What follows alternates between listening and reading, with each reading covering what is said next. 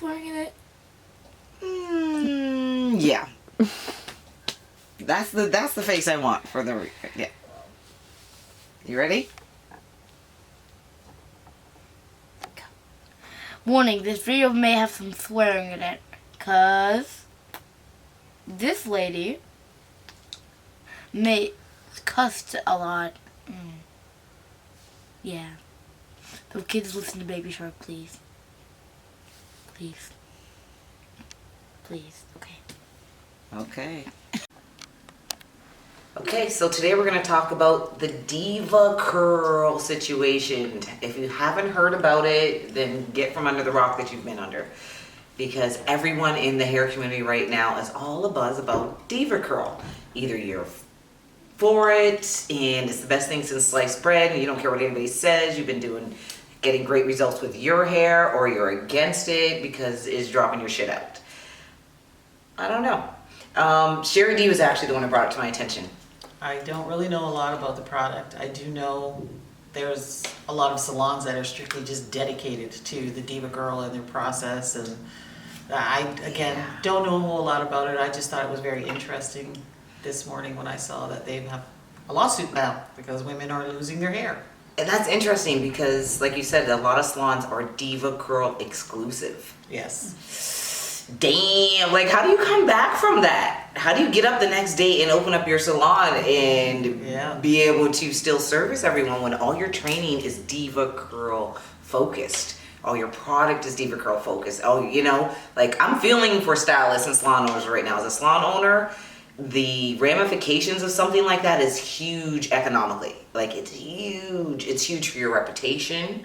And it's hard to come back from. You didn't create the product by any means, but people don't care. When is their shit falling out, you're the one, and it came from you and you recommended and you sold it to them, they're gonna be quick to point the finger at you and say, look at you, you take some responsibility for this. But from what I can tell, this all kind of came to a head back in December 2019 by a stylist by the name of Stephanie Morrow.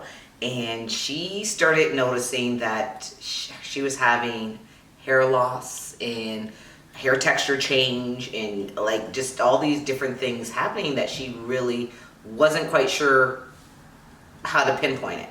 Yeah, because at first she didn't attribute it to the DevaCurl. Yeah. She thought it was climate, stress, like a lot of people, life, you know. And then she noticed her clients. Her clients started having the same symptoms.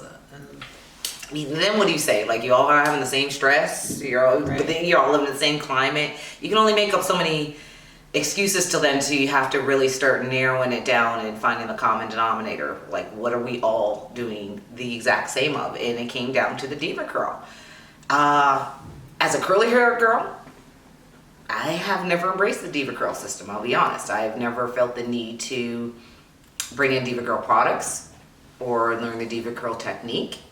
I really did feel like it was geared to a certain set of curly textured hair, and it didn't fall into the category of the fours. So if you're a chocolate sister, you know what I'm talking about. If you go by your hair breakdown there, the fours, A, B, or C, would not be DevaCurl recommended. At least I wouldn't recommend anybody in that texture for DevaCurl.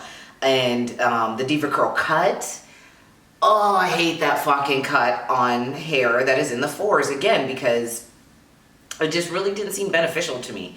And I didn't like the end results if you try to wear it out of They actually have their own cut? They actually have their own cut. Their own way of cutting curly hair. And to me, it just did not make sense. It didn't make sense. I'm a freak about symmetry. Can you explain that a little bit? Oh, the DevaCurl cut, for sure. So the DevaCurl cut, from the way I understand it, is the hair is cut in this curly state, in this curly texture, which is something I'm not a fan of. When you live in the fours, you have that nice overactive curl. Each curl springing up different, all different heights, all different levels. How are you accurately pulling them down all the time and keeping them there and getting a nice, a nice cut? It's impossible. So by pulling that hair out and straightening out that cuticle, you're able to get a much more accurate cut. With the DevaCurl, they pick it up and they cut into the hair.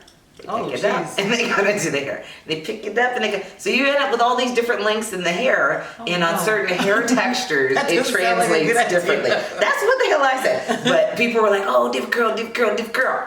Now, I had a couple of clients who, in all fairness to them, these are young clients who are not able to really advocate for their own hair at this point. So their mothers, who tend to be of Caucasian persuasion, decided that DevaCurl was the way for them to go. And every one of them found out the hard way that it is not good for their hair texture.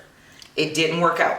The minute they came in and the girls wanted to have a nice, you know, pressed out look with some nice big loopy curls for prom or graduation. A mess when you Well, straighten it out. you had at least, you know, all that bottom half was see-through.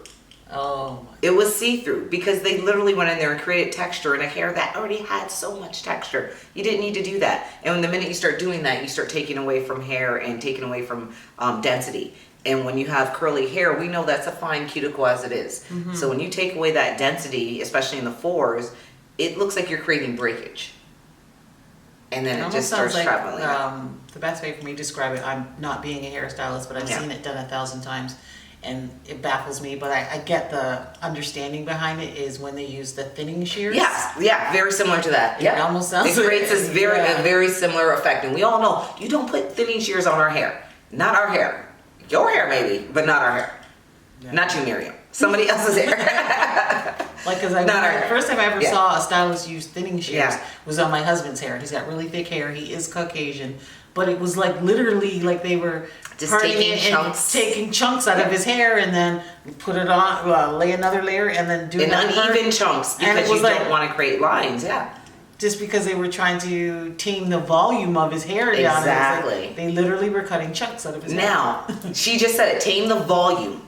So people look at curls, especially when you're in the fours, and we got this voluminous curly texture. All right? Not the twos where it's laying nice and flat, and you can get in there if you want to do all that, have at it. But when you're in the fours and you create this voluminous curly texture and you go in there doing that diva cut, it just looks like you went in and created extensive breakage. And the hair looks damaged. And the minute even in its curls, now your poof isn't the same. You know what I mean? All of a sudden your ponytail's gone from yay big to yay big. That's not the desired look that curly girls in the four want to have on their head.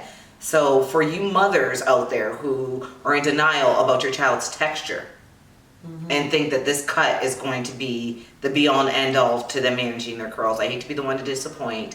It's going to do the complete opposite, and we're going to end up with a very sad little girl who now has lost something that was important to her, and that's her beautiful curls.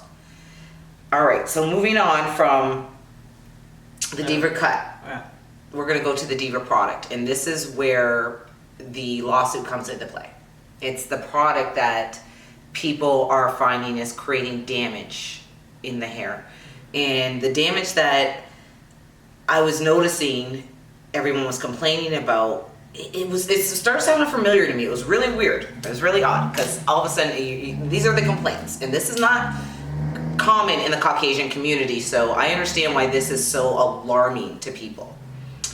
The dryness of the scalp. The patching and falling out of the hair. The drying of one section of the hair versus the other, where it just feels like it's just like hay. You can't untangle it. You can't do anything. But everything else feels okay, but you just have these patches of excessive dryness. Now, that to me sounded like a problem that I experienced as a stylist and as a black woman. All the time I encounter that from black clients where they're getting these excessive dry patches in their scalp, where they're getting patchy dropouts. And a lot of that is caused from traction alopecia, which could be caused from product buildup, caused from keeping the hair in an unclean state. Pulling, like keeping it in a ponytail. Pulling will cause it as well. But if we're talking about things that could be kind of applied to DevaCurl situation, I'm looking at product buildup. Because DevaCurl's whole philosophy was, paraffin free, sulfate free, this free, that free, basically just shampoo free. We're gonna give you this no poo.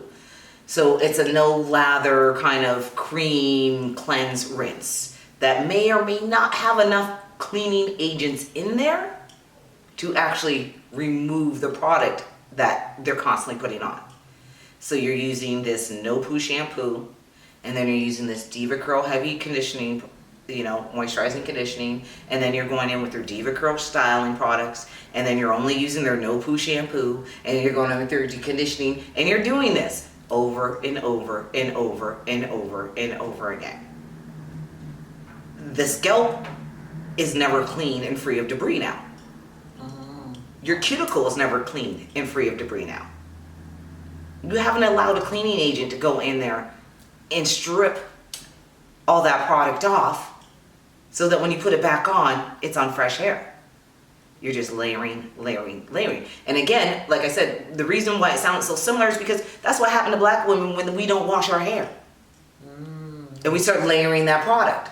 Wash your hair, ladies. And we're layering, layering, layering, and all of a sudden our hair is getting drier and drier and drier. Our scalp's getting itchier. We're starting to patch out. We're noticing our hair's thinning in a rate that it never did before, and it happens quick. Like, it's like, I'm good, I'm good, I'm good, bam, I'm not good. That's what I took away from all my research when I'm listening to what was affecting these women. And I think the reason why it affected so many women, and it didn't affect probably equally the same amount of women as others who use the product, is because that shit's expensive. So a lot of women weren't making that their daily routine. They were getting it in where they could fit it in. Therefore, they were allowing another shampoo to rinse that shit off. Right. To wash it off and give it a fresh start. So but it's it's safe to say that the real DevaCurls, there it is, really committed to the yes, process, the brand, yes, brand whores, yes, really thought you were doing something, and because you could afford that $40 bottle of shampoo, and that's all you used. Yeah. And it just product layer, product layer, product layer, product layer.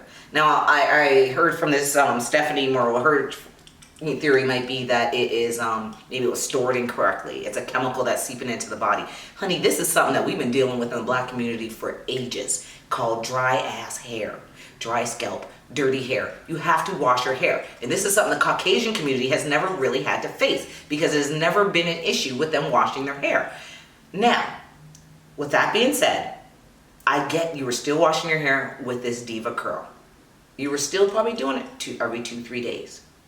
Maybe even every day. But because there was no real cleaning agent in this product, it was just layering and building and building and building and building.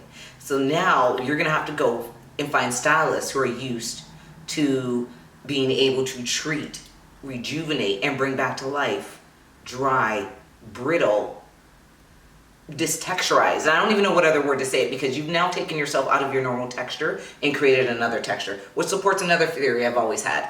4C can be created, bitches, because a whole lot of white chicks just went from 2 to 4.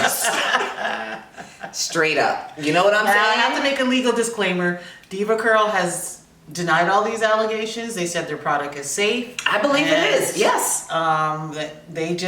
They're not jumping on this bandwagon at all. They're not taking any responsibility for this, and to be 100% with you, I will be surprised to find out that there was something wrong with the chemical composition of DevaCurl. I really don't believe it's a chemical thing. It's an application. I think it's using it. Yes. And I think for the first time, they went too far with this no poo bullshit. For the first, because again, we have people who just, when they decide they love something, that's all they're going to use. And the ones that were diehard on it and really just used it for a great length of time, they're the ones who are feeling the effects the most. The ones who kind of dibbled and dabbled when they could afford it, or when they felt like incorporating it into their hair care routine, they were the ones who, aren't seeing these effects. They're having a good response to the curl cream or whatever it is that they've decided to use. It's been working for them. But I don't know if DevaCurl should have had a disclaimer saying, look, you need to incorporate a clarifying shampoo into the system every 4 weeks. Now they're saying that they're going to work with stylists and hair care specialists and other people within the hair care community to find out what's going wrong and create a better product. Well, my question is, why the hell you didn't do that in the first goddamn place? You're making a hair product and you're not working with a hair care specialist? You're not working with hairstylists? Yeah. You're not working with a doctor of trichology? Like, where is the logic here? So, I don't know. I know there's a salon in particular around here. There's a few of them that are DevaCurl. Just Yep. DevaCurl. Okay. So what I will say is, my DevaCurl sisters, sorry for ya, but welcome.